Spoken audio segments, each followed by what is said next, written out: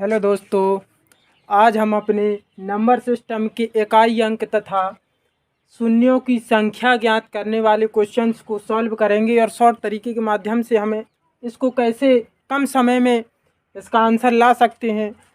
तो आइए इसको सॉल्व करते हैं।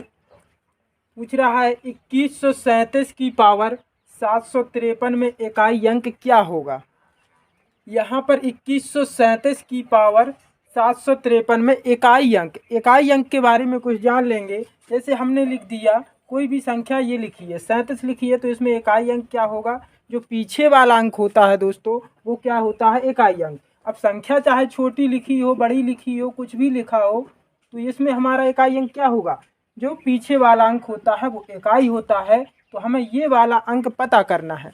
इसको हम शॉर्ट तरीके से कैसे पता करेंगे, तो आइए इसको सॉल्व करके देख लेते हैं। क्या लिखा है, 2137 की पावर 753। अब हमें यहाँ पर पावर 753 है जो कि बहुत अधिक है, तो इस पावर को हम छोटे रूप में कन्वर्ट करेंगे।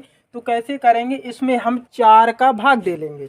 जो पावर होती है उसमें हमें हमेशा इकाई अंक यदि पूछा गया हो तो क्या करना है, 4 का भाग दे लेना है। अर्थात हम इसमें 753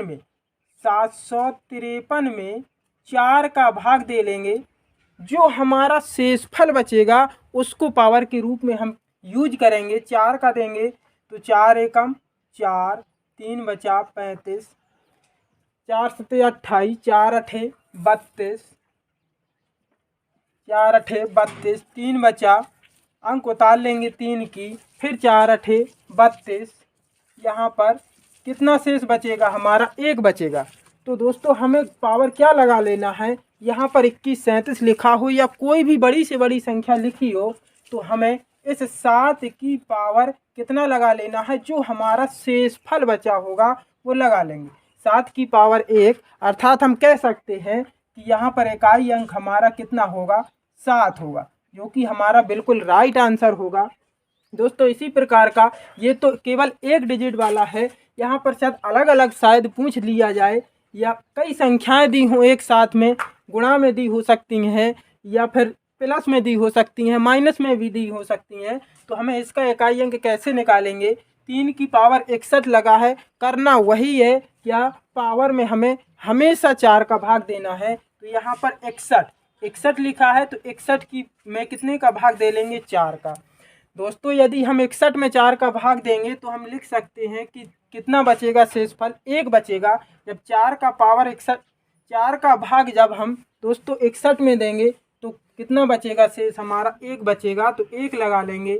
यहाँ 6 की पावर 43 लिखा है, 43 में जब हम 4 का भाग देंगे तो दोस्तों हमारा शेषफल क्या बच जाएगा, 3 बच जाएगा। 7 की पावर 82 लिखा है, तो हमारा 82 में जब हम 4 का भाग देंगे तो हमारा शेषफल कितना बच जाएगा, 2 बच जाएगा। अब हम कर सकते हैं, 3 की पावर 1 है, अर्थात हम यहाँ पर 3 लिखेंगे। 6 की पावर 3 है, मतलब 6 गुणा 6 गुणा 6, तो 6 6 36 छक्का 216। यहाँ पर 7 की पावर 2 है, तो 7 सते 49। दोस्तों हमसे इकाई अंक पूछा गया है, इसलिए इन अंकों का हमें यूज नहीं करना है। 9 का गुणा 6 में करेंगे तो 9 छक 54, 54 में भी क्या आ जाएगा, हमें इकाई अंक से मतलब है 4, 4 का गुणा 3 में करेंगे तो 4 तिया 12। इसमें इकाई अंक क्या है, 2 है, तो इसका हम कह सकते हैं इकाई अंक क्या हो जाएगा दोस्तों, 2 आंसर आ जाएगा। इकाई अंक क्या हो जाएगा, 2 आ जाएगा। ये तो हुए इकाई अंक ज्ञात करने वाले। क्वेश्चंस में शून्यों की संख्या के बारे में भी क्वेश्चन बहुत पूछे जाते हैं, तो देख लेंगे। 1 गुणा 2 गुणा 3 गुणा 4 गुणा, इस तरह डॉट डॉट करके दे रखा होता है। इसमें हमने दे रखा है कि 1 का गुणा 1 गुणा 2 क्रम से गुणा करेंगे, और कहाँ तक करेंगे, तो 60 तक। इसमें पूछा जा रहा है कि दाईं ओर शून्यों की संख्या, जब हम इसका गुणा कर लेंगे तो दोस्तों इसमें लास्ट में शून्य कितनी आ जाएंगी, ये हमसे पूछा जा रहा है। तो शून्य दोस्तों कैसे हमें पता करना होता है, शून्य के लिए हमें क्या करना है, जब किसी भी संख्या में 5 का गुणा किसी भी सम संख्या से होगा तो हमारा 0 आ जाएगा। जैसे 5 का गुणा 2 में करेंगे तो 10 आ जाएगा, अर्थात हमारा कह सकते हैं कि 0। जैसे 5 का गुणा यदि हम 4 में करेंगे तो 20 आ जाएगा, अर्थात 0। अर्थात हम कह सकते हैं 5 का गुणा जब किसी सम संख्या में होता है तो हमें 0 प्राप्त होता है। हमसे यहाँ पर यही करना है कि हमसे शून्यों की संख्या पूछी गई है, तो हम अंतिम हमारा है, कहाँ तक सीरीज गई है, 60 तक। तो अंतिम हमारा अक्षर क्या है, 60 है। तो 60 में हम दोस्तों ये देख लेंगे कि 5 कितनी बार है, तो 5 का भाग दे लेंगे। जैसे ही 5 का भाग देंगे तो 5 एकम 5, 5 दूनी 10, 12 आ जाएगा। ये हमारा 12 शून्यों की संख्या अभी नहीं आई है। क्यों? क्योंकि अभी 12 में भी कुछ 5 होंगे। तो 12 में भी अब यदि हम 5 का भाग दे लेंगे तो कितना आ जाएगा, 5 एकम 5, 2 बार नहीं जाएगा, 5 दूनी 10, 3 बार नहीं जाएगा क्योंकि 15 ज़्यादा हो जाएगा। तो 5 का भाग जब 12 में देंगे तो 2 बार चला जाएगा। शेषफल जो बचेगा उससे हमें नहीं कुछ लेना देना। तो यहाँ पर हम कह सकते हैं 12 ये थी, 2 ये आ जाएंगी, तो 12 और 2 14। इसमें शून्यों की संख्या कितनी हो जाएगी, जब हम 1 से लेके 60 तक गुणा करेंगे तो शून्यों की संख्या 14 आ जाएगी। ध्यान रखना कि हमेशा अंतिम संख्या में 5 का भाग दिया जाता है यदि हमसे क्वेश्चन में शून्यों की संख्या पूछी जाए, हमेशा। और यदि इकाई अंक पूछा जाए तो पावर में 4 का भाग दिया जाता है, याद रखना। इसी प्रकार का एक और क्वेश्चन, 1 गुणा 3 गुणा 5 गुणा 7। यदि हमने अभी बताया कि यदि 5 का गुणा किसी सम संख्या में होगा तभी हमें शून्यों की संख्या प्राप्त हो सकती है। और यहाँ पर क्या है, 1 गुणा 3 गुणा 5 गुणा 7, अर्थात हम कह सकते हैं कि विषम संख्या की सीरीज चल रही है। कहाँ तक है, 99 तक।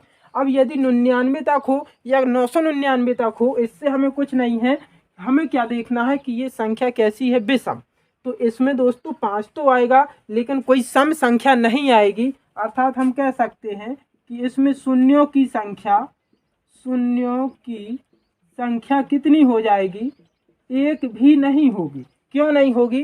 क्योंकि इसमें सम संख्या का गुणा नहीं हो रहा है। अर्थात हम इसमें कह सकते हैं कि शून्यों की संख्या दोस्तों 0 होगी, जो कि हमारा बिल्कुल राइट आंसर है। ये क्वेश्चन बहुत एग्जाम में पूछा गया है। अगला क्वेश्चन है, ये तो सम है, ये तो विषम है, यदि सम संख्या का आ जाए तो क्या करेंगे, 2 गुणा 4 गुणा 6 गुणा 8, इस तरीका की सीरीज दी है, कहाँ तक, 400 तक। वही करना है। अंतिम में हमें देखना है क्या लिखा है, 400। तो 400 में हमें कितने का भाग देना है, 5 का देना है। यदि कहें 400 ये संख्या कैसी है, 2 से लेके 400 तक है, तो हम कह सकते हैं कि 400 में 200 तो सम होंगी और 200 ही विषम होंगी।